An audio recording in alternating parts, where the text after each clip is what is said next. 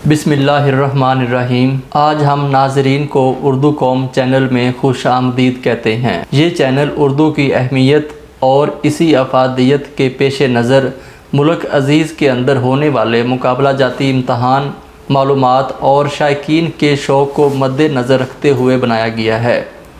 Channel में वक्तन फ़वक्तन एक पूरी सीरीज़ नाज़रीन को मिलेगी, जिसमें पंजाब पब्लिक सर्विस कमीशन और CSS सब्जेक्ट स्पेशलिस्ट या दीगर जो उर्दू अदब और इसकी असनाफ़ हैं, इसके मुतल्लक मालूमात नाज़रीन की खिदमत में पेश की जाएंगी। दोस्तों, मैं सबसे पहले थोड़ा सा तारफ़ करवा देता हूँ उर्दू का तारफ़ और इसकी अहमियत। उर्दू बर्रे सगीर की मियारी ज़ुबानों में से एक है। ये पाकिस्तान की कौमी और राबता आमा की ज़ुबान है, जबकि भारत की 6 रियासतों की दफ्तरी ज़ुबान का दर्जा रखती है।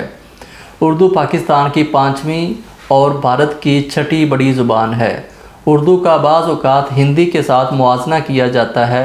उर्दू और हिंदी में बुनियादी फ़र्क ये है कि उर्दू नस्तालीक रस्मुल ख़त में लिखी जाती है और अरबी और फ़ारसी अल्फाज इस्तेमाल करती है, जबकि हिंदी ज़ुबान देवनागरी रस्मुल ख़त में लिखी जाती है और संस्कृत अल्फाज ज़्यादा इस्तेमाल करती है। हकीकत ये है कि हिंदी उर्दू से निकली है। इसी तरह अगर उर्दू और हिंदी ज़ुबान को एक समझा जाए तो ये दुनिया की 4थी बड़ी ज़ुबान है।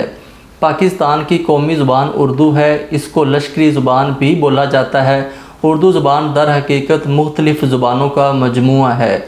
यूँ तो पाकिस्तान के मुख्तलिफ़ सूबों में मुख्तलिफ़ ज़ुबानें बोली जाती हैं, जैसे कि पंजाबी, सिंधी, पश्तो, लेकिन पाकिस्तान में सबसे ज़्यादा बोली जाने वाली ज़ुबान उर्दू है।